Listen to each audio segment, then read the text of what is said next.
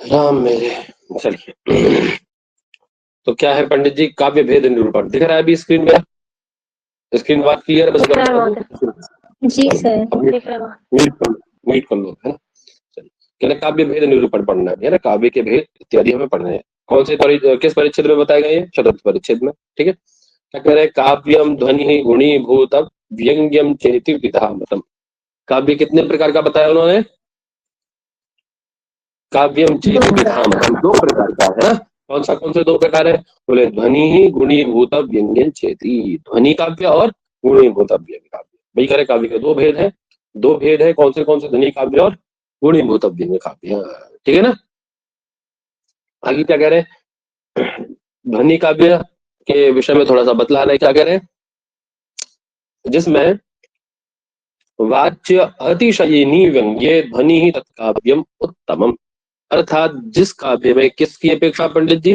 वाच्यार्थ की अपेक्षा वाच्य अतिशयिनी व्यंग्य, व्यंग में अधिक चमत्कृति हो अथवा व्यंग की अत्यधिक अतिशयोक्ति हो, है ना, अत्यंत चमत्कार जनक हो, उसको क्या कहा गया है? बोले ध्वनि ही, उसको ध्वनि काव्य कहा गया। तो विद्वानों ने उसको उत्तम काव्य की श्रेणी में रखा है। कौन से काव्य की श्रेणी में रखा गया है उसको?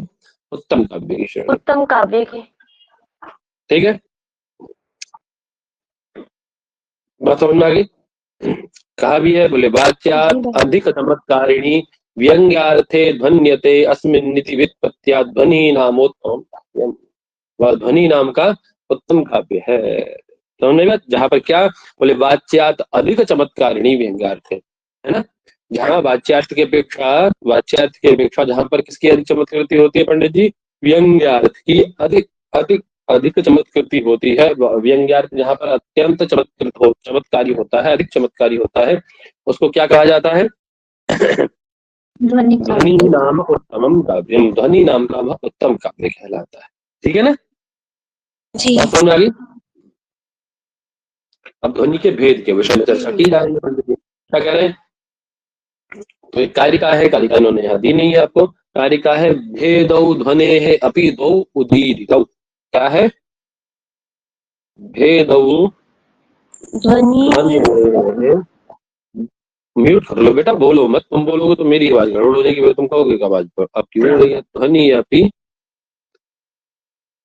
जब अपनी बात पूरी कर लो तो पूछने के लिए बोलूंगा तो बोलना, ठीक है? द्वौ उदीरितौ लक्षण अभिधा मूलौ।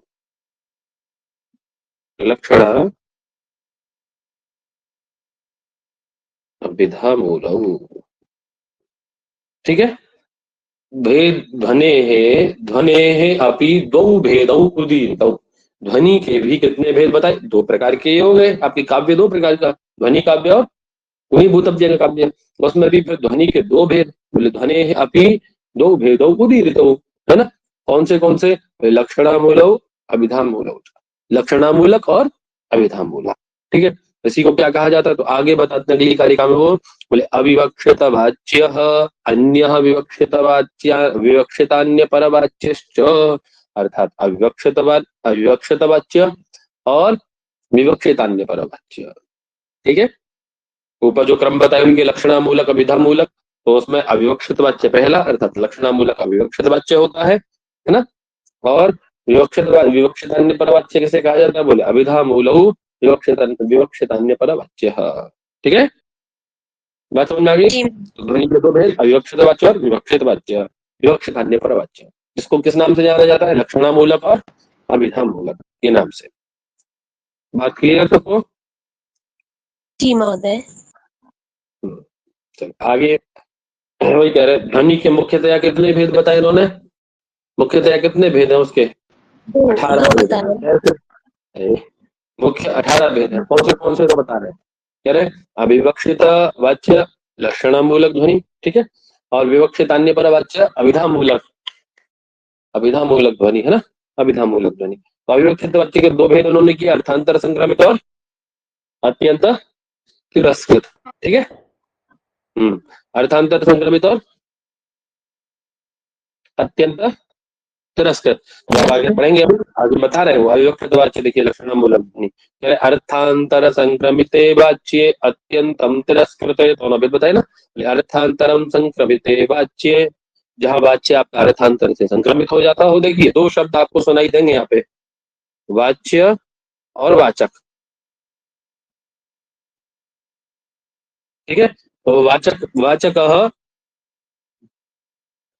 वाचक वाचक का मतलब क्या होता है और वाच्य का मतलब क्या होता है बताओ?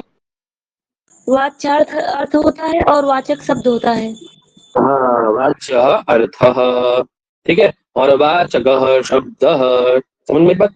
तो अर्थांतर संक्रमित वाच्य अत्यंत तिरस्कृत च, बोले जहां पर वाच्य में अर्थांतर संक्रमित हो जाए, अर्थात अन्य अर्थ से आपका जो, जैसे आपके शब्द है, ठीक है, कोई भी शब्द है उससे निकलने वाला कोई अर्थ, ठीक है, अब वो अर्थ किसी अन्य अर्थांतर से संक्रमित हो जाए, ठीक है, बात समझ आ गई? तो अर्थांतर संक्रमित हो गया, और यदि उस अर्थ को तिरस्कृत कर दिया जाए तो क्या हो गया पंडित? अत्यंत तिरस्कृत। दोनों ही भेद किसके हैं? तो कह रहे अविवक्षित वाच्योपि ध्वनेः द्वैविध्यम रक्षति।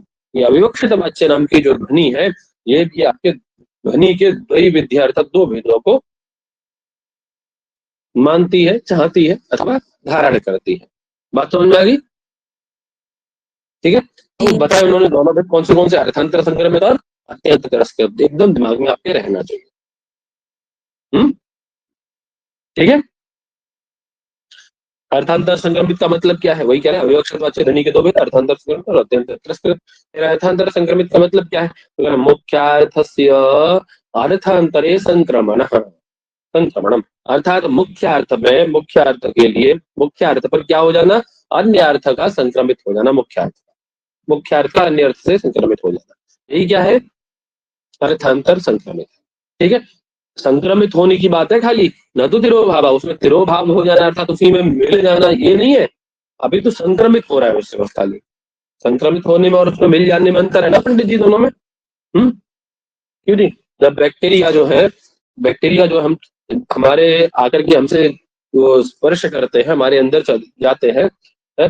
और हमारे जो गुड बैक्टीरिया वो हार जाते, तो क्या हम लोग संक्रमित हो जाते हैं ना उससे, कोई भी वायरस से, फ्लू वगैरह से संक्रमित होते हैं ना हम लोग, हम तिरोभाव उसी में थोड़ी ना चले जाते हैं। तिरोभाव का मतलब ही कि वो वापस नहीं आएगा, उसमें मिल गया तो, जैसे दूध में जल, ठीक है, ये तिरोभाव है, उसमें मिल जाना, समझना की बात है ना। लेकिन संक्रमित होना, उससे कुछ स्पर्श, कुछ हद तक उससे प्रभावित होना है, प्रभावित होना, ठीक है, संक्रमित का मतलब कोई कह रहा है अर्थांतर संक्रमित हो जाता है। और आगे आगे क्या है? जिस स्थल में स्वयं प्रकृत अन्वय में बाधित होकर वाच्य अर्थ दूसरे अर्थ में परिणित होता है, वहां पर वाच्य अर्थ के दूसरे अर्थ में संक्रमित होने से अर्थांतर संक्रमित वाच्य होता है। समझ में आ गई बात? कह रहे जिस स्थल में स्वयं प्रकृत अन्वय में, जो वास्तविक अन्वय है, उस अन्वय में बाधित होकर, मतलब वो अन्वय न बनते हुए, ठीक है, वाच्य अर्थ जब दूसरे अर्थ में विपरीत हो जाता है, दूसरे अर्थ को कहने लग जाता है, समझ में बात? वहां पर क्या होता है? उस वाच्य के दूसरे अर्थ में संक्रमित होने से अर्थांतर संक्रमित वाच्य होता है, ठीक है ना, अर्थात अर्थांतर संक्रमित ध्वनि का उदाहरण वहां बन जाता है। ठीक है, जैसे जैसे पंडित जी क्या उदाहरण दिया उन्होंने, क्या उदाहरण दे रहे हैं? कदली कदली करभा करभा करिराज करा भुवन त्रयते विभक्ति, यही तो है ना। तुलामिदमुर्युगम न चमूद्रता चमूरुद्रता, ये है, ये भुवन त्रयते विभक्ति तुलामिदम उरुयुगम न चमूरु न मुरु लिखा है, न चमूरु ईदृशा है ना।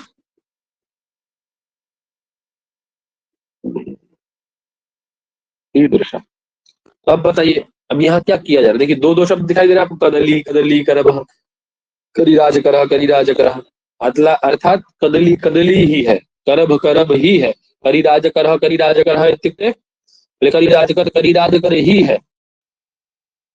कौन कह रहा है इस बात को? पता है आप लोगों को? रावण, रावण ये प्रसन्न राघवम से है ना, प्रसन्न राघवम ग्रंथ है, प्रसन्न राघवम नाम का ग्रंथ है ना, प्रसन्न राघवम से है ये। रावण भगवती सीता के सौंदर्य के विषय में वर्णन कर रहा है। बोले कदली कदली है, करब करब ही है ना। ये जो है ना आपका जो मोटा जो भाग, हाथ का जो भाग होता है सब मांसल वाला, है ना।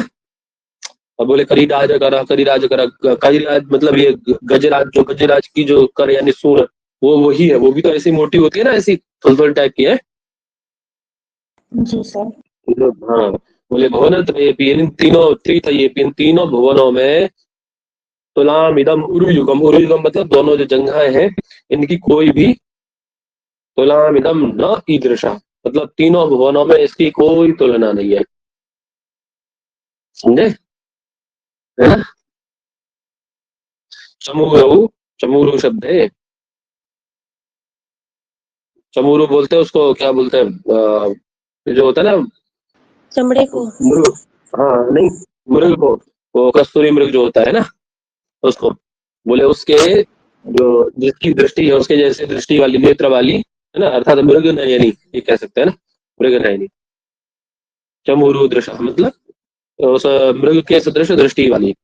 चमूरु इव दृशौ यस्या सा, ऐसी ही भगवती सीता के जो दोनों उरु युग हैं उनकी कोई मतलब तुलना इस संसार में नहीं है, तीनों लोकों में।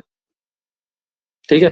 अब यहाँ क्या हो रहा है देखिए, मुख्य अर्थ क्या है और कौन इससे दूसरे से वो इसमें वो संक्रमित हो रहा है, बताओ। आवाज आ रही है मेरी, कोई बताएगा। आ रही है। हम्म।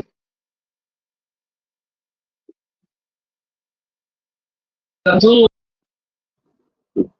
देखो, यहाँ दो दो शब्द है ना, ये कदली कदली है ना, कदली कदली, करब करब, करिराज करे करिराज। अब इसमें प्रत्येक दूसरा शब्द, कदली शब्द दूसरा, एक शब्द का मतलब तो आपको पता है कि ये वो क्या बोलते हैं जो, केले।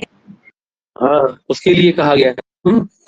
लेकिन दूसरे को यदि उसी अर्थ में रखते तो यहाँ एक दोष आता पुनरुक्ति नाम का, है ना। उसके निवारण के लिए, उसके निवारण के लिए उन्होंने एक कदली शब्द का अर्थ ही उस अर्थ के साथ संक्रमित होने के कारण, कि दोनों का संक्रमण ना हो जाए, उस संक्रमण के कारण, है ना, अर्थात अर्थांतर से संक्रमित हो जाने के कारण, क्या उस अर्थांतर से संक्रमित हो जाएगा, उस कारण से उन्होंने उसका अर्थ ही बदल दिया। ठीक है,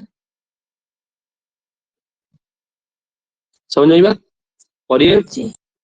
इसके मुख्य अर्थ को बाधित करके उसका जो भी मतलब रंभा इत्यादि जो भी उसका अर्थ है उसको बाधित करके क्या कर रहे हैं, एक अतिरिक्त अर्थ की प्रतीति कराते हैं यहाँ पे। किस अतिरिक्त अर्थ की प्रतीति कराते हैं। हम्म। किम, पुनः बोलो तो एक बार।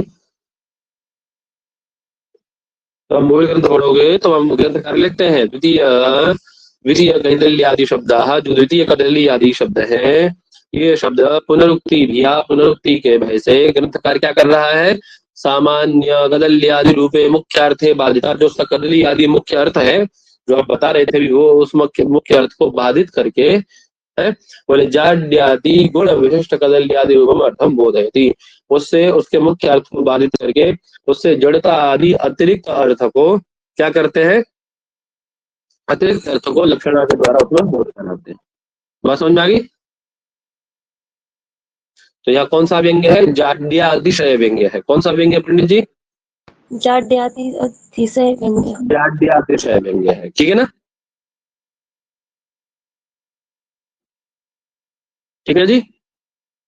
जी जी सर। बात समझ में? हाँ, है ना? उसी प्रकार से आपके कर्म में भी ऐसा ही है ना।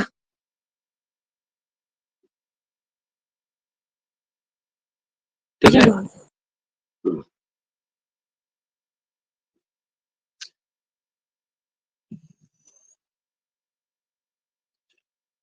है ना, तो अर्थांतर से संक्रमित आपका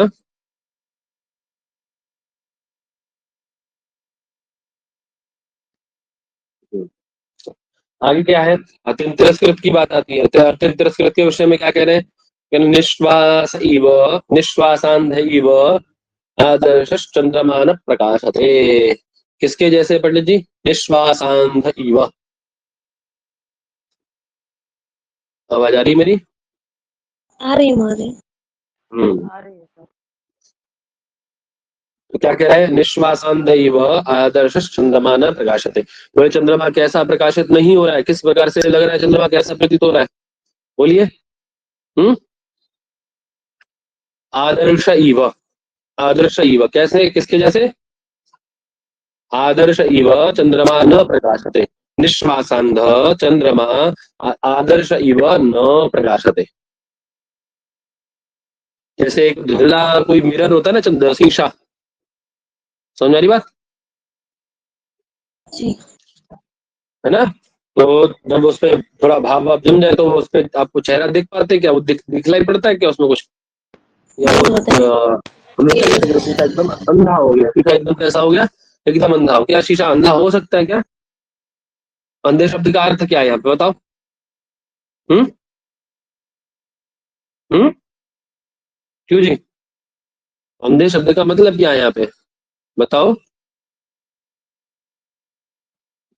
अरे अंध मतलब नेत्रहीन व्यक्ति, अंध का मतलब क्या, अंधे का मतलब क्या, नेत्रहीन होना ना।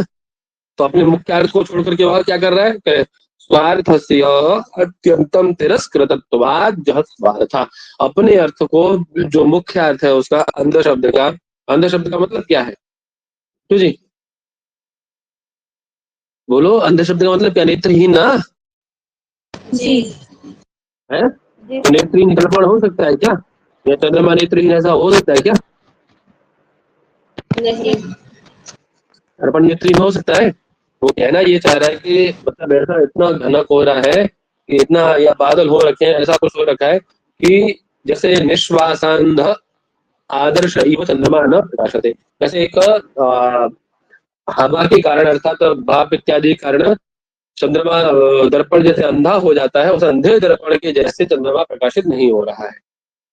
तो अब बताइए, क्या दर्पण अंधा हो सकता है क्या, नेत्रहीन दर्पण हो सकता है, दर्पण दर्पण के पास नेत्र है। अंध शब्द का तो मुख्य अर्थ क्या ही है, अंध शब्द का मुख्य अर्थ क्या है, नेत्रहीन।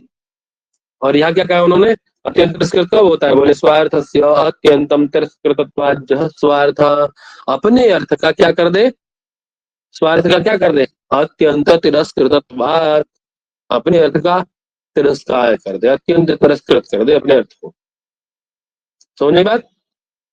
और क्या करता है, अन्य अर्थ की प्रतीति करा दे, ठीक है। तो यहाँ देखो, उसने अंध शब्द ने अपने जो नेत्रहीन उसका वास्तविक अर्थ था उसकी अत्यंत तिरस्कार करके, उसको छोड़ करके उसने किस अर्थ का प्रकाश, किस अर्थ का ज्ञान कराया उसने,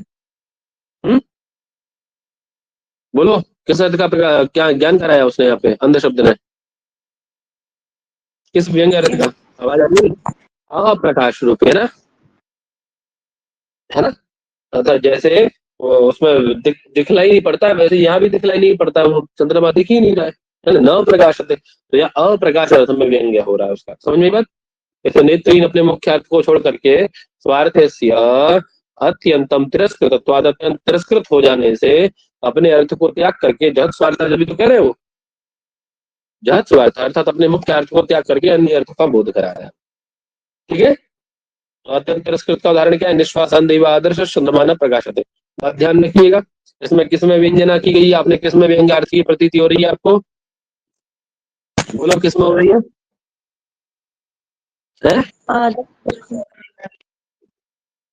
किसमें, सर इस उदाहरण में अंध शब्द में है ना व्यंग्य। हाँ अंध शब्द में है, बात समझ में आ गई।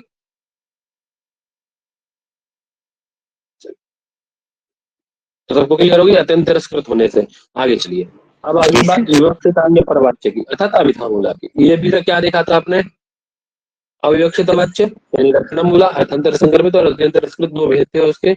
अब आप किसमें आगे पंडित जी, विवक्षित अन्य परवाच्य, ठीक है। मुख्यतः उसके कितने भेद बताए गए पहले, असमलक्ष्य क्रम और समलक्ष्य क्रम में, जो आपको आगे बताए जाएंगे, ठीक है ना। असमलक्ष्य क्रम व्यंग्य और समलक्ष्य क्रम व्यंग्य, है ना। देखिए कह रहे विवक्षितान्य परवाच्य अर्थात अभिधाम मूला ध्वनि, इसके भी कितने भेद होते हैं पंडित जी, इसके भी कितने भेद हैं, दो भेद हैं, ठीक है। आगे लिखा नहीं इन्होंने, कारिका, कारिका है विवक्षिता विधेयोपि द्विभेदा प्रथमम बता, है ना। उसके कितने भेद माने गए, प्रथम दृष्टया उसके दो भेद माने गए, कौन से बोले, असम लक्ष्य क्रम क्रमो एव यत्र व्यंग्यो लक्ष्य क्रमस्तथा, असमलक्ष्य क्रम व्यंग्य और लक्ष्य क्रमस्तथा अर्थात समलक्ष्य क्रम व्यंग्य, वही बात है। ठीक है जी। तत्र आद्यः रसाभावादिरेके एवात्र गण्यते कोऽपि भेदो अनन्तत्वात् संख्येयस्तस्य नैव यत्। आगे बात कर रहे हैं भैया किसके विषय में? तत्र आद्यः, आद्यः कौन सी है पहली वाली जी? असमलक्ष्य क्रम में व्यंग्य। असमलक्ष्य क्रम, सबसे पहले तो वही ना असमलक्ष्य क्रम, वही कह रहे हैं। तत्र आद्यः अर्थात असमलक्ष्य क्रम व्यंग्य जो है रसभावादि एक एव अत्र गण्यते, रसभावादि के कारण उसको कितना गिना गया है? उसको असमलक्ष्य क्रम व्यंग्य का एक ही भेद बताया गया है, एक एव अत्र गण्यते, यहाँ पर उसका एक ही भेद बताया गया है ना। और ये जो एक है ना, बोले एकोपि भेद अनंतत्वात्, इसके भेद कितने हैं? असंख्य अर्थात अनंत है। ठीक है, उनको हम नहीं क्या नहीं कर सकते, बोले संख्येयः तस्य नैव यत्, उनकी संख्या उनकी गणना नहीं की जा सकती है ना, यत संख्येयः नैव, अतः अतः इसीलिए हमने यहाँ पे एक अपि भेद, एक ही भेद को यहाँ बताया है। ठीक है, बात समझ आ गई? जी।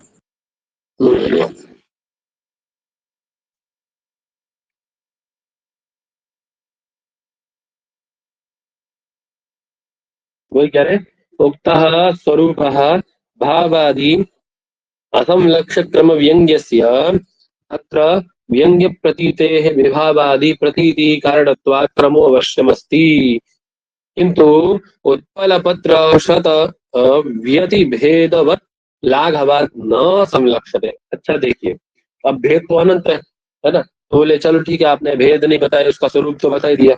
वही कह रहे हैं उक्तः स्वरूपः भावादि समलक्ष्य कर्म व्यंग्यस्य, अर्थात आपको उसके जो स्वरूप बताया है उस स्वरूप वाला कौन है? असमलक्ष्य कर्म व्यंग्य है। ठीक है,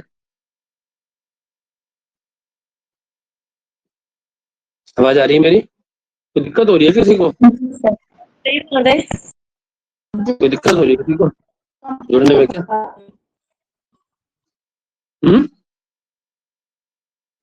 मैसेज क्या आ रहा है फिर ग्रुप में?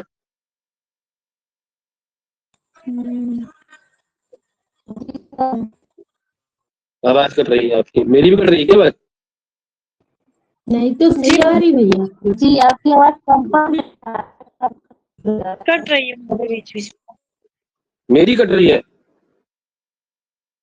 आवाज है आपकी की आवाज आ रही है, जब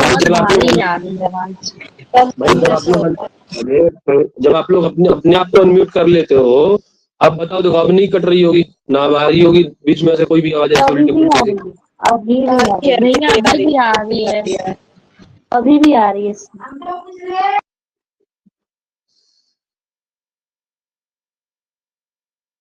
हमने देखा तो सबके म्यूट होने पर भी आपकी आवाज कट रही थी। दोबारा एक बार ज्वाइन करके देखता हूँ।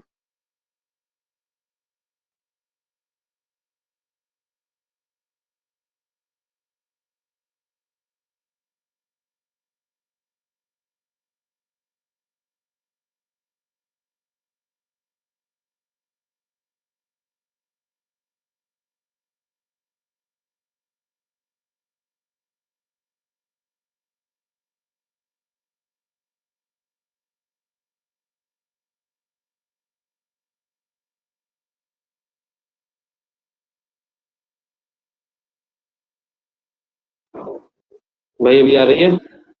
अभी आ रही महोदय, आ रही महोदय। अब सही है ना? अब सही है जी। अब तो नहीं आ रही बीच में? नहीं, वो वाईफाई बदल दिया मैंने, दूसरा लॉगिन किया हुआ वाईफाई, किया वाईफाई। सही आ रही है ना अब तो? महोदय ठीक है।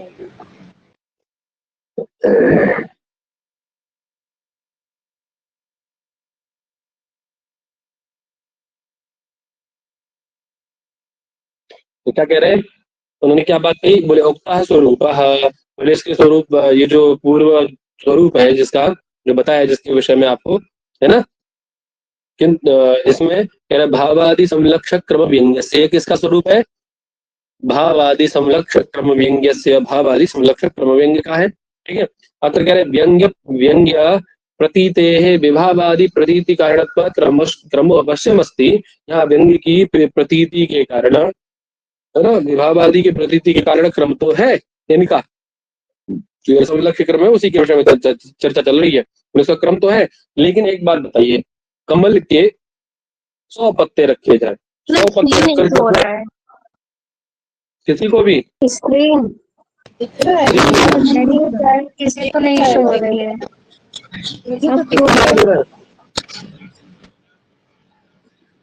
जी अब दिख रहा है।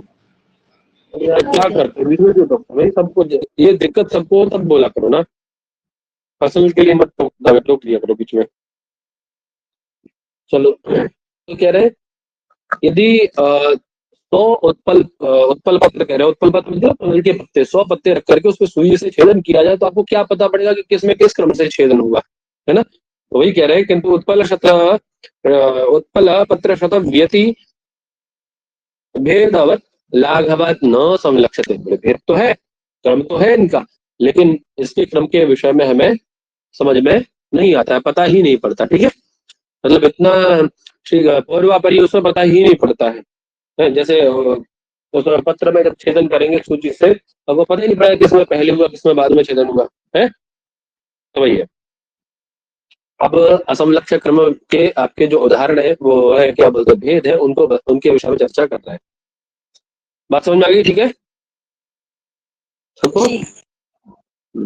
तो इसलिए एक ही भेद उसका माना गया है ना, समझ में बात। फिर असमलक्ष्य क्रम व्यंग्य के उदाहरण रस, भाव, रसाभास, भावाभास, भावसंधि, भावशामिलता, भावोदय और भाव शांति का ग्रहण होता है। असमलक्ष्य क्रम व्यंग्य का एक ही प्रकार है।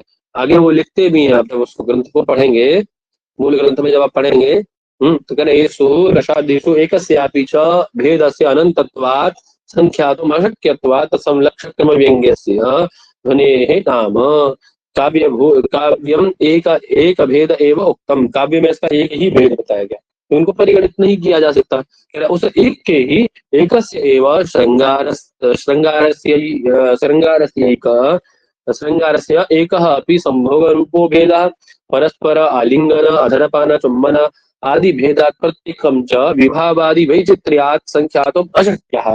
अर्थात उनकी संख्या की गणना करना, है ना, आलिंगन अधरपान चुम्बन आदि भेद से वो अनेक प्रकार का है, ऐसा होने के कारण उसको गणना करना उसकी, है ना, वैचित्र्यात् संख्यातुम् अशक्य, उनकी गणना करना संभव नहीं है। ठीक है ना, बात समझेगा। तो विभाव है, ये तो विभाव बताए, तो विभाव आदि की ही गणना यदि नहीं की जा सकती तो फिर रसों की गणना तो करेंगे ही कैसे आप, ये बताइए, है ना। समझ में आ गई बात पंडित जी सबको? पूरी बात यह है कि उनका इसका कोई ऐसा क्रम या संख्या नहीं है निश्चित। ठीक है, ठीक है भाई। उससे इस बात को डिनाई किया जाता है कि इनकी गणना असंभव है। कौन सा न्याय बताया गया इसमें, किनकी गणना असंभव है? असमलक्ष्य क्रम व्यंग्य के जो भेद है असंख्य है, वे उनकी गणना संभव है पूर्वापर्य न होने के कारण, अनंत भेद होने के कारण। कौन न्याय बताते हैं उसमें? कोई न्याय बताते हैं? शतपत्र क्रमदल न्याय। हाँ, ये जो उत्पल शत वाली बात है ना, व्यतिभेद वाला जो बात है, इसी को उन्होंने न्याय बताया है। कौन सा न्याय है? शतपत्र क्रम दलन न्याय। समझ में आई बात? ठीक है, ऐसे उसमें फॉर्म अपने ये नहीं पता पड़ता, ऐसे इसमें नहीं पता पड़ता। अब आ जाओ अगला भेद। अगला भेद क्या है पंडित जी इसका? विवक्षित अन्य परवाच्य के दो भेद थे ना, समलक्ष्य क्रम व्यंग्य और समलक्ष्य क्रम व्यंग्य। समलक्ष्य क्रम व्यंग्य नाम का जो दूसरा भेद है, उसके और कौन से भेद हैं? कितने भेद हैं? तो क्या कह रहे हैं? शब्दार्थो भय शक्त्युत्थे व्यंग्येन स्वान सन्निभे ध्वनि लक्ष्य क्रम व्यंग्य त्रिविधा कथितो बुधैः। समलक्ष्य क्रम व्यंग्य कितने प्रकार का है यार? विद्वान ने कितने प्रकार का बताया इसको? ध्वनि लक्ष्य क्रम व्यंग्य। इसका लक्ष्य क्रम व्यंग्य बोल लो या समलक्ष्य क्रम, ऐसा कोई कंफ्यूजन नहीं रखना है उसमें, दोनों का मतलब एक ही है। ठीक है, चाहे लक्ष्य क्रम व्यंग्य बोलो या समलक्षक्रम व्यंग्य बोलो, ठीक है। तो समलक्षक्रम व्यंग्यस्य ध्वनिः त्रिविधा भेदाः कथितः बोधैः। 3 प्रकार के उसके भेद बताए। कौन से? शब्द शक्तियुक्त, अर्थ शक्तियुक्त अथवा उभय शक्तियुक्त, ठीक है। शब्द अर्थ उभय शक्तियुक्त, एक ही उसमें उन्होंने सारी बातें क्या थी। शब्द शक्तियुक्त 1, अर्थ शक्तियुक्त 2 और उभय शक्तियुक्त 3 भेद। बात समझ में आ गई है ना। इसी को शक्तियुक्त की जगह मूलक भी कहते हैं ना, ठीक है। प्रतिध्वनि के समान व्यंग्य अर्थ के शब्द शक्ति मूलक, अर्थ शक्ति मूलक और शब्दार्थ शक्ति मूलक होने से समलक्षक्रम व्यंग्य ध्वनि के 3 भेद होते हैं। कितने भेद होते हैं पंडित? ध्वनि के इसके समलक्षक्रम व्यंग्य ध्वनि के 3 भेद है, ठीक है। अब इसमें इसके भी भेद के भी प्रभेद चलेंगे अभी, ठीक है ना। चलो देखते हैं। कक्षा के अंत में पूछूंगा किसका भेद कौन सा है ना, कितने भेद है, क्या क्रम है उसका, सीक्वेंस है, देखता हूँ कितना ध्यान से पढ़ रहे हैं आप लोग। आगे कह रहे हैं क्या, सबसे पहले उन्होंने कहा समलक्षक्रम व्यंग्य ध्वनि के 3 भेद कौन से? शब्द शक्तियुक्त, अर्ध शक्तियुक्त और उभय शक्तियुक्त, ठीक है। सबसे पहले क्या आई आपकी शब्द शक्तियुक्त, यानी शब्द शक्ति मूलक, है ना। क्या कह रहे हैं?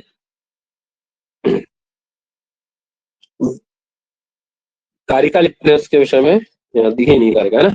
कारिका लिखते हैं उसके विषय में पंडित जी बोले वस्तु अलंकार रूपत्वात् शब्द शक्त्युद्भवो द्विधा। शब्द शक्त्युद्भव कितने प्रकार का है ये, यहाँ लिख देता हूँ मैं ना।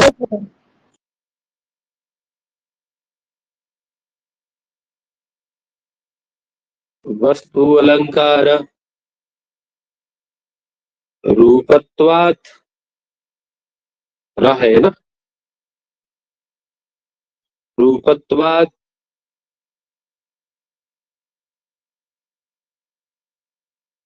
शब्द शक्ति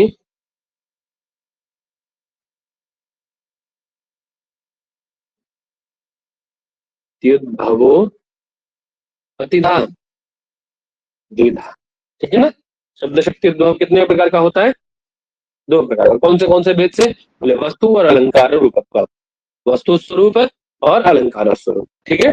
रूप अनुरूप दोनों के साथ कर लेना है। बात समझ में आ गई। सबसे पहले वस्तु स्वरूप का उदाहरण बता रहे हैं। क्या उदाहरण है वस्तु स्वरूप का? बोले पथिका, पढ़ो चलो। अच्छा,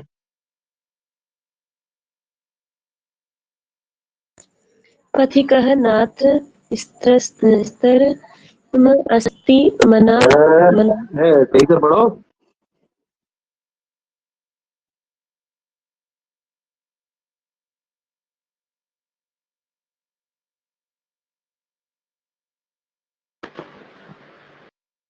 कोई और पढ़ दो, थोड़ा सही से पढ़ो, शुद्धता से। जी मैं बोल रहा हूँ जी। हाँ पढ़िए पढ़िए पढ़िए। पथिक नात्र स्रस्तरमस्ति मनाक्रस्तरस्थले ग्रामे उन्नत पयोधरं दृष्ट्वा यदि वससि तद्वस। चल अब देखिए, तो किसका उदाहरण है अपने? शब्द शक्ति उद्भव वस्तु स्वरूप का, है ना। वस्तु के अर्थात हम ध्वनि का भेद पढ़ रहे हैं ना, तो आपको ये ध्यान रखना जरूरी कि हम भेद किसका पढ़ रहे हैं? ध्वनि का। ध्वनि मतलब व्यंग्य काव्य का, है ना। अर्थात व्यंग्य अर्थ की अर्थात ध्वनि की प्रतीति आपको किसके द्वारा हो सकती है, ठीक है। तो किसके द्वारा हो रही है? शब्द शक्ति से किसके द्वारा उद्भव हो रही है? वस्तु स्वरूप के द्वारा, ठीक है। बात समझ आ रही है ना, बात समझ आ रही है ना। वस्तु रूप ध्वनि, कैसे ध्वनि है? शब्द शक्ति से उद्भूत होने वाली, शब्द शक्ति से उद्भूत होने वाली वस्तु स्वरूप ध्वनि है ये। तो यहाँ क्या कह रहे हैं? कोई नायिका है, वो उस नायक से कह रही है, या जो भी आपका पथिक है नायक रूपी, है ना, उससे कहा जा रहा है कि नात्र स्रस्तरम अस्ति मना प्रस्तर स्थले ग्रामे उन्नत पयोधरम दृष्ट्वा यदि वससि तद्वस। देखिए, अविधेय अर्थ की प्रतीति पहली दृष्टि में दूसरे तरीके से होती है, और उसी में फिर व्यंग्यार्थ की प्रतीति आप जब सहृदयियों के तरीके से यदि चिंतन करते हैं उसका, तो आपको उसमें व्यंग्यार्थ की प्रतीति होने लग जाती है ना। होती नहीं होती है?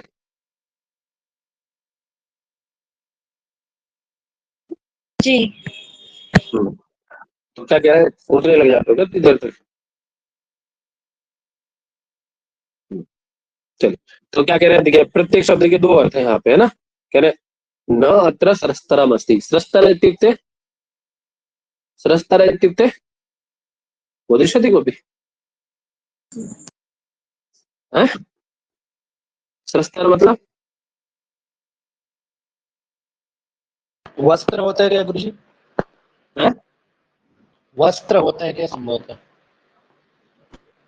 नहीं। पहाड़ बोलते, चट्टान इत्यादि को। ठीक है, वही कह रहे प्रस्तर मनाक प्रस्तर प्रस्तर स्थले ग्रामे। ये गांव कैसा है पंडित जी? अस्मिन ग्रामे प्रस्तर स्थल ग्रामे, अर्थात ये पहाड़ इत्यादियों से है ना, पहाड़ से युक्त जो जो गांव है इस स्थल वाले, प्रस्तर स्थल मतलब प्रस्तर बोलते हैं पहाड़ को, है ना। प्रस्तर पत्थर इत्यादि, पहाड़ पत्थर इत्यादि को बोलते हैं। ठीक है, उस ऐसे गांव में, इस गांव में क्या नहीं है पंडित जी?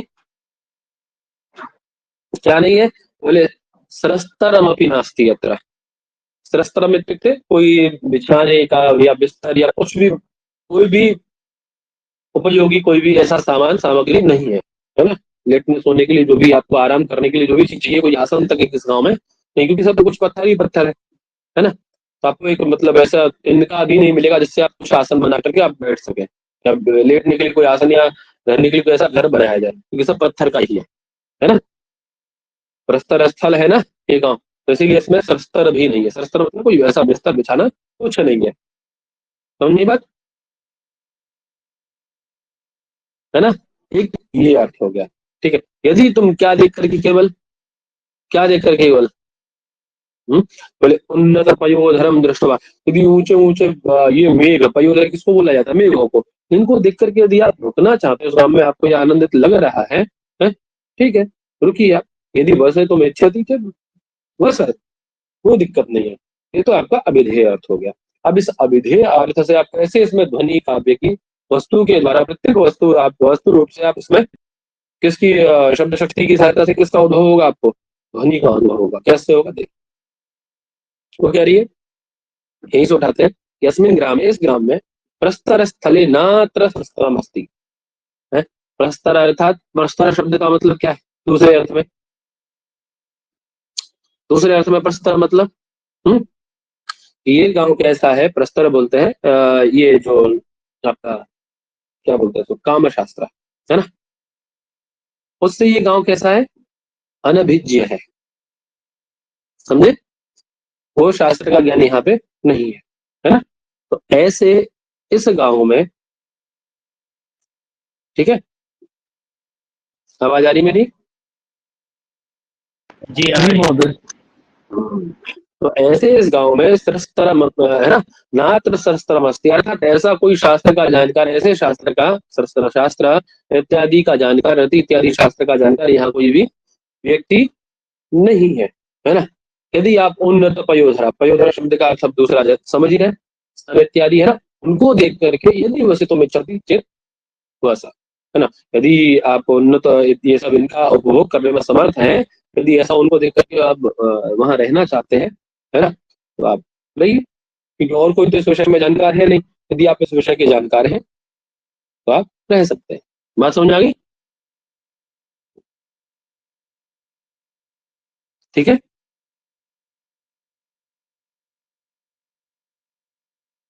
ठीक है जी।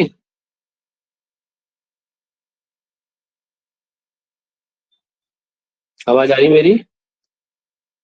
जी गुरु जी। तो परापरिका की व्यंग्यार्थ की प्रतीति हुई न वस्तु स्वरूप के द्वारा, वस्तु स्वरूप के द्वारा उससे व्यंग्यार्थ की प्रतीति हो रही है ना। वस्तु मतलब जी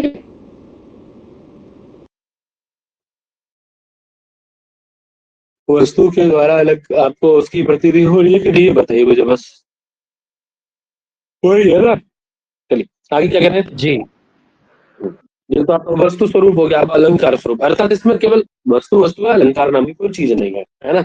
अब ये केवल अलंकार के विषय में बताएंगे, अलंकार स्वरूप के द्वारा कैसे आपको उसकी आपको ध्वनि की प्रतीति अर्थात एक व्यंग्यार्थ की प्रतीति होगी।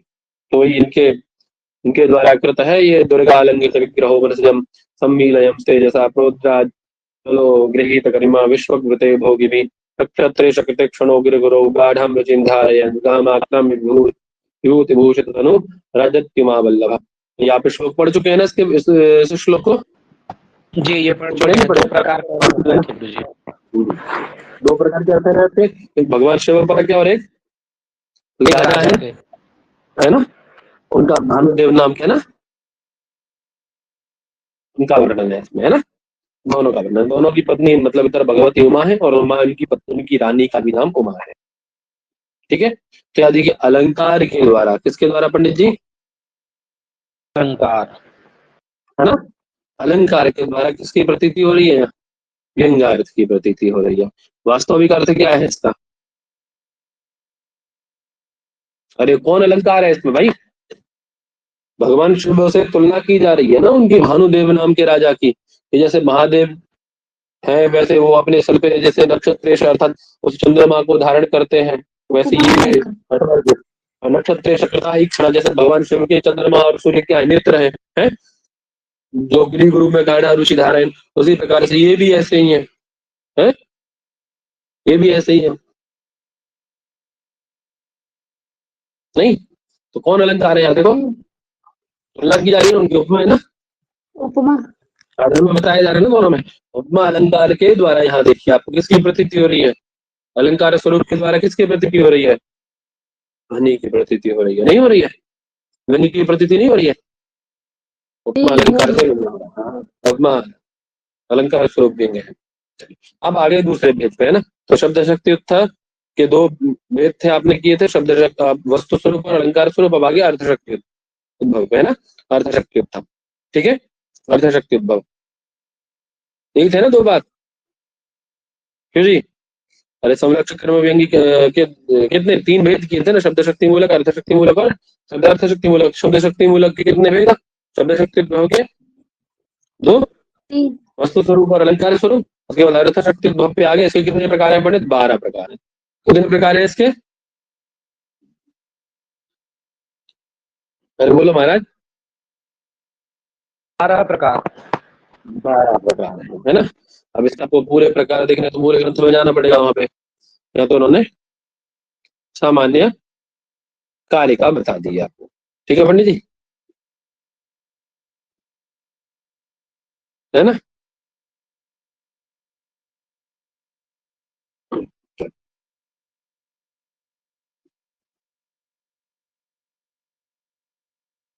क्या कह रहे हैं? वस्तु वा अलंकृतिर्वापि द्विधार्थ संभवी स्वतः कवे प्रौढ़ोक्ति सिद्धो वा तन्निबद्धस्य वेति षट्। 6 भेद पहली कारिका में बताए। कौन से 6 भेद? वस्तु वा अलंकृत, बोलो बोलो बोलो। वस्तु अलंकृति, वस्तु वा अलंकृतिर्वापि द्विधार्थ कितने प्रकार का है? पदार्थ 2 प्रकार का। द्विधा अर्थ, अर्थ मतलब पदार्थ। पदार्थ पहले 2 प्रकार का। कौन सा 2 प्रकार? वस्तु और अलंकृति। अलंकृति, है ना। वस्तु मतलब अलंकार रहित होती है और अलंकृति तो अलंकार है ही आपका। ठीक है, 2 प्रकार का है। पुनः क्या कह रहे हैं? संभवी स्वतः, स्वतः संभवी अर्थात एक इनका स्वतंत्र स्वतः संभवी। ठीक है, कह रहे एक इनमें से स्वतः संभवी भी है। ठीक है ना, अर्थात अब कितने इसके भेद हो गए देखो तो? 3 हो गए। कितने भेद हुए हैं?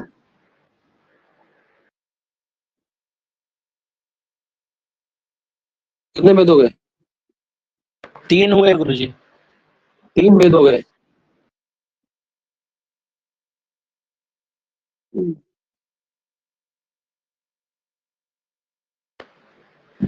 फिर आगे में प्रौढ़, सिद्ध और तन्निबद्ध। हाँ हाँ वही दिख रहा है। एक तो चलो ये तो वस्तु हो गया, एक वस्तु के बाद में क्या है? अलंकार। 2 भेद, ठीक है ना। स्वतः संभवी है तो 4 कैसे होता है? चलो देखते हैं, अभी आगे पढ़ते हैं। पहले क्या कह रहे हैं? कवे है प्रौढ़ोक्ति सिद्धो वा। आगे क्या कहना है पंडित जी? अगली बार क्या कहा उन्होंने?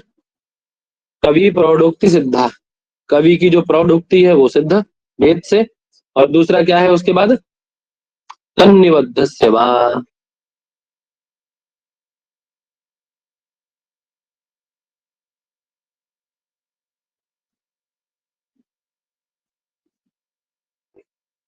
चार भेद करोगे तब बात बनेगी उसके। देखो ना दिया ना, नहीं कहीं नहीं दिया उन्होंने।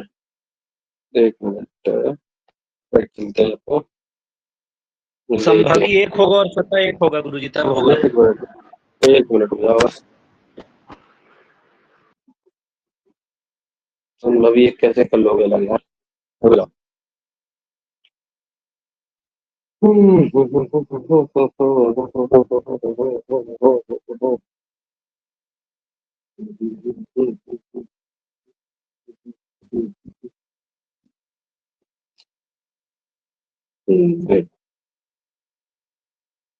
है ना, वस्तु व अलंकृत द्रव्यापि द्विधार्था संभवी स्वतः, स्वतः संभवी द्विधार्था वस्तु व अलंकृत ही वापी। देखिए कह रहे स्वतः संभवी ना वस्तु, वस्तु ना वस्तु ध्वनि, स्वतः संभवी वस्तु वस्तु ध्वनि, स्वतः संभवी ना वस्तु ना अलंकार ध्वनि। ठीक है, वस्तु ध्वनि अलंकार ध्वनि होगा, स्वतः संभवी के दोनों के साथ ही है। स्वतः संभवी ना, ओ अच्छा, संभवी ना और संभव विना दोनों को अलग अलग किया इन्होंने। ये बात, ये बात, ये बात, ठीक ठीक ठीक ठीक, अब बन जाएगा, नहीं बन जाएगा। औचित्य अतिरिक्त को अलग करके कर रहे हैं, ठीक ठीक ठीक है। तो चार भेद हो ही जाएंगे ना, अब तो चार भेद हो ही जाएंगे पंडित जी, नहीं होंगे? अरे वस्तु ध्वनि, ठीक है, और अलंकार ध्वनि, दो भेद है ना। वस्तु ध्वनि अलंकृति ही वापी, दो भेद। आवाज आ रही है मेरी? जी जी गुरुजी। जी आ रही। ठीक है, और फिर दोनों को क्या बोले, स्वतः एक तो क्या बोलता है आपका, स्वतः संभवी, ठीक है, स्वतः संभवी और स्वतः संभव विना, अर्थात उससे रहित, ठीक है ना। विधा संभवी स्वतः और उससे अतिरिक्त, तद भिन्न, है ना। दोनों का तद भिन्न, ये दोनों के साथ कभी प्रोडुक्ति और कभी प्रोडुक्ति के बिना, ठीक है ना। कभी प्रोडुक्ति सिद्धि और कभी प्रोडुक्ति सिद्धि उसके बिना। तो दो भेद इसके और दो भेद उसके, जैसे आपका एक तो वस्तु हो गया, दूसरा हो गया अलंकार, ठीक है। अब इसके एक स्वतः संभवी बिना,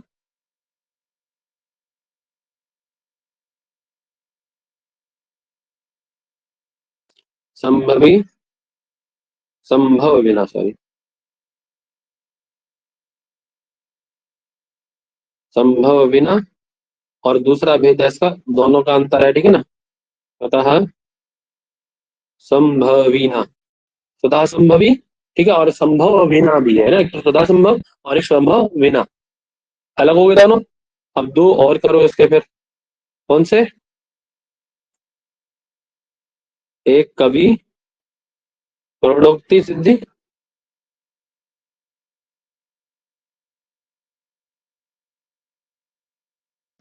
ठीक है।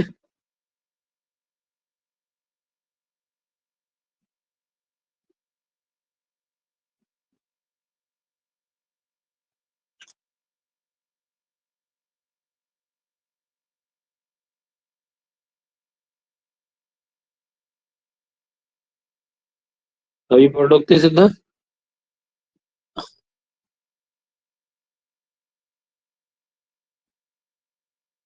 अब इन तीनों के, ये जो आपके तीन है, तीनों को वस्तु और अलंकार भेद से दो दो भेद कर लो, कितने हो गए, छह हुए नहीं हुए? अरे वस्तु स्वतः संभवी ना, वस्तु स्वतः संभवी, और वस्तु कवि प्रौढ़ोक्ति सिद्धि, ठीक है। अलंकार स्वतः संभवी, अलंकार स्वतः संभवी ना, और अलंकार कवि प्रौढ़ोक्ति, ठीक है। ठीक है पंडित जी, जी जी। छह प्रकार का हो गया।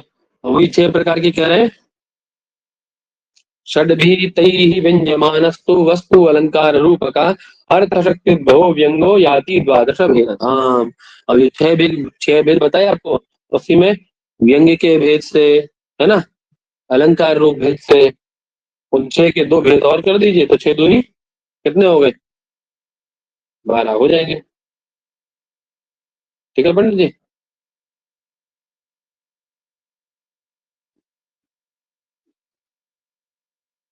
ठीक है महाराज। जी जी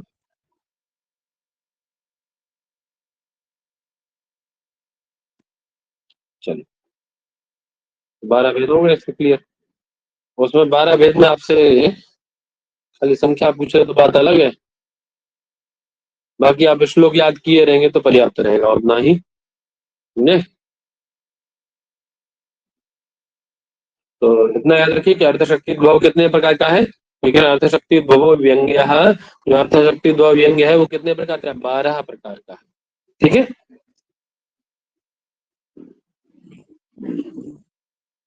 ठीक है पंडित जी। जी सर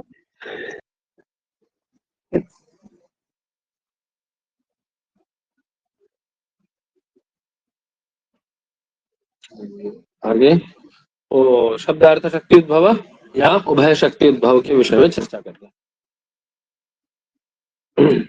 कितने प्रकार का, ये एक ही प्रकार का आपका है। एक शब्दार्थ शब्दार्थ शक्ति उद्भव क्या है, उदाहरण क्या दे रहे हैं, पढ़ेंगे, पढ़िए।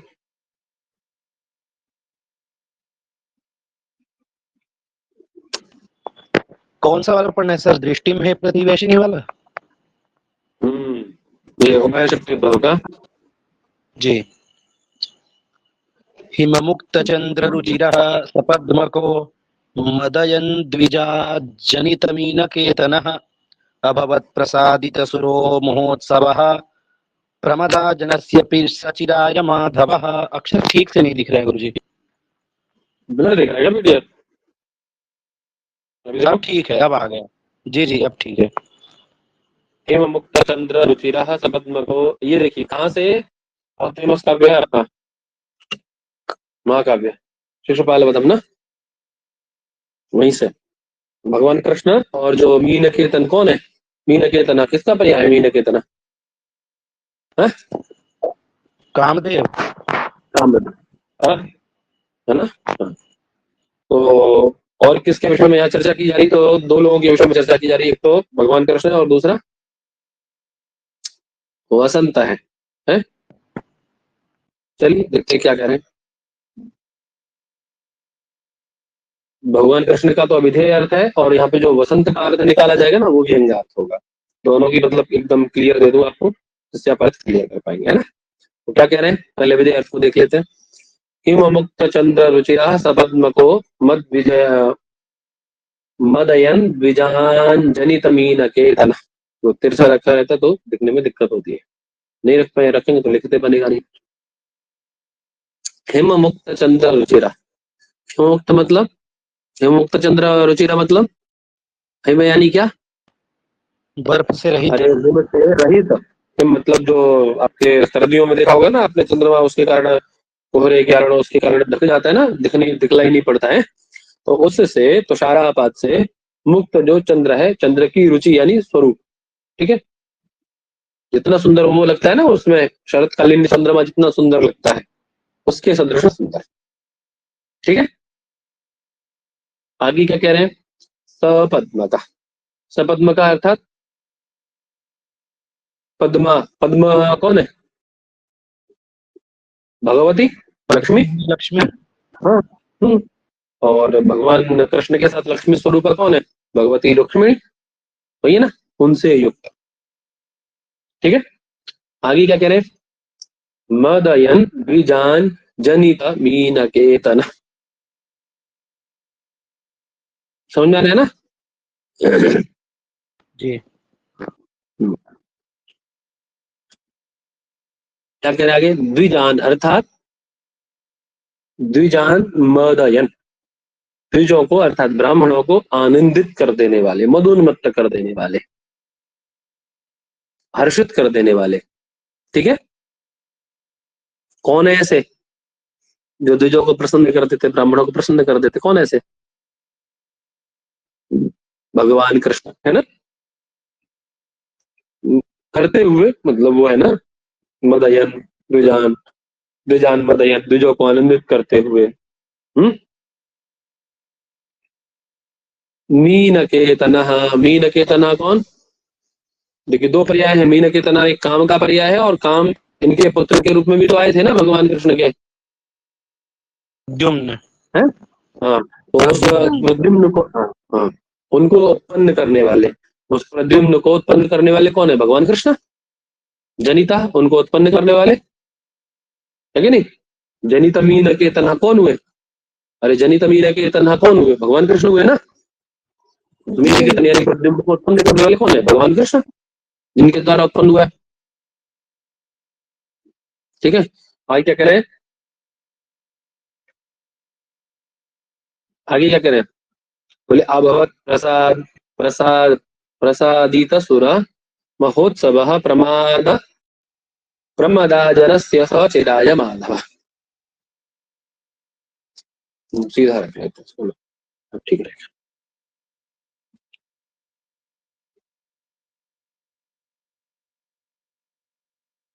और किसको क्या करने वाले पंडित जी हैं? बोले प्रसादित सुरा, सुरों को क्या करने वाले? भगवत को छोड़िए अभी, जी है। प्रसादित सुरा, सुरों को क्या करने वाले? प्रसादित करने वाले, अर्थात सुर यानी देवता, देवताओं को प्रसादित करने वाले, आनंदित कर देने वाले। नहीं, कौन? ऐसे श्री कृष्ण है ना।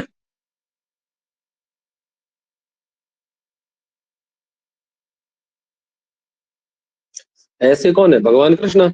महोत्सवे प्रमादजनस्य प्रमदाजनस्य, प्रमाद करो, प्रमदाजनस्य सचिदाय माधव अभवत। तो ऐसे जो भगवान कृष्ण है वो किनके? प्रमदाजनस्य, प्रमदाजनस्य, प्रमाद बोलते किसको? प्रमाद का मतलब क्या है? आनंद उत्सव है ना।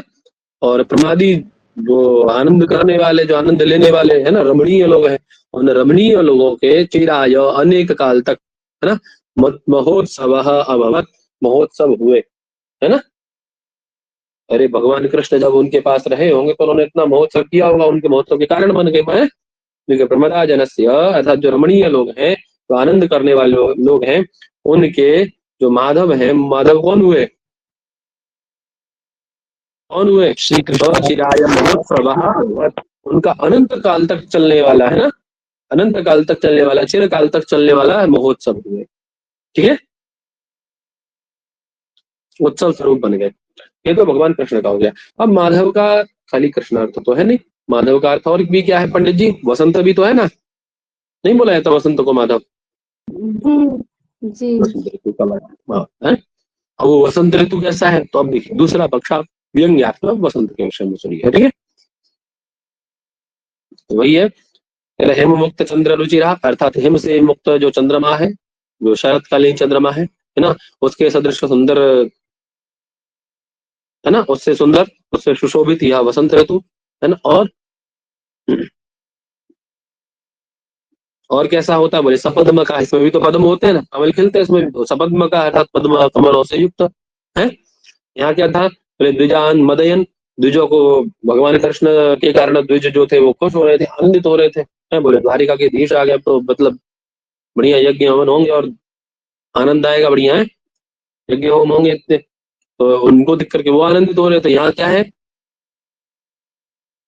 यहाँ द्विज के किसके विषय में कहा गया? जो आपके जो कोकिल कोयल है भैया। जी जी गुरुजी, वही पंक्षियों के हाँ, लिए जी। जो पक्षी कोयल इत्यादि जो भी है, तो उससे आनंदित होते हैं देख करके वसंत ऋतु को, वो है ना, उनको क्या करने वाले? बोले आनंदित कर देने वाले, है ना, उनको हर्षयन मदित, है ना, मदोन्मत्त कर देने वाले, प्रसन्न कर देने वाले। ठीक है, अब यहाँ जनित मीन केतना भगवान कृष्ण को, क्योंकि उन्होंने उसको उत्पन्न किया था काम को। और ये भी कैसा है वसंत? ये भी तो जनित मीन केतना है, ये भी काम को उत्पन्न करने वाला है। जो रमणीय लोग हैं उनके अंदर में, जो रमणीय लोग हैं उनके अंदर में काम को उत्पन्न करने वाला है कि नहीं वसंत ऋतु है। ठीक है, तो ये भी मीन केतना है, जनित मीन केतना है, इसका भी विशेषण यही बन गया। ठीक, आगे क्या कह रहे हैं? ये क्या था? वो कैसे थे? बोले प्रसादित सुरा, उन्होंने सुरों को आनंदित किया था, उनको देख करके, भगवान कृष्ण को देख करके सुर आनंदित हुए थे। और ये वसंत कैसा है पंडित जी? ये कैसा है? बोले सुरा यानी वो जो होती है, जिसके द्वारा वो बनाई जाती है ना, ये सुरा बनाई जाती है। सुरा जानते हैं ना, दैव पान है, तो पानक बनाया जाता है उस सुरा को, अर्थात उस मदिरा को क्या कर देने वाला, प्रसादित कर देने वाला, विस्तृत कर देने वाला। उसमें बहुत विस्तृत होती है वसंत ऋतु में, देखा होगा आपने, वृक्ष बहुत सारे विस्तृत होते हैं ना, लता वृक्ष इत्यादि, ठीक है ना। ऐसा जो वसंत ऋतु है वह प्रमादी जनों का, प्रमादी जन कौन है, तो रमणीय लोग हैं, उनका अनंत काल तक सचिराय महोत्सव अभवत्। वह उनका महोत्सव बन जाता है। रमणीय लोगों को बोले बसंत आने वाला है तो एकदम आनंद होगा, नहीं होता है? क्यों जी? जी। तो यहाँ देखिए, शब्द शक्ति से भी, शब्द शक्ति के द्वारा भी आपको ध्वनि की प्रतीति हो रही है, और अर्थ शक्ति के द्वारा, इसीलिए इसको उभय शक्त्युत्थ कहा है। समझ आ गई बात? शब्द शक्त्युत्थ भी है और अर्थ के बाद तो और आनंद की अनुभूति हो ही रही है, आपको नहीं हो रही है? क्यों जी? जी। आगे अब आपका थोड़ा सा और है, ये कल का भर पाठ है, इसका खत्म हो जाएगा, ठीक है? कल इसको पूरा कर दिया जाएगा। उतना ही देखो, इसमें जितना आवश्यक है, डिटेल में लगेगा तो अलग से और बता दिया जाएगा, ठीक है? ये पीडीएफ में भी आप लोगों को भेज दूंगा, आप लोग खुद से भी इसको विचार कर सकते हैं, ठीक है? ये भी इग्नू वाली भी, और वो दोनों तीनों पीडीएफ में आपको भेज दूंगा, ठीक है जी। और कोई दिक्कत नहीं सर। आज तो पता नहीं क्या ही हुआ, कल हम लोग लेट हो गए थे थोड़ा सा, तो 11 मतलब अभी 11 साढ़े 11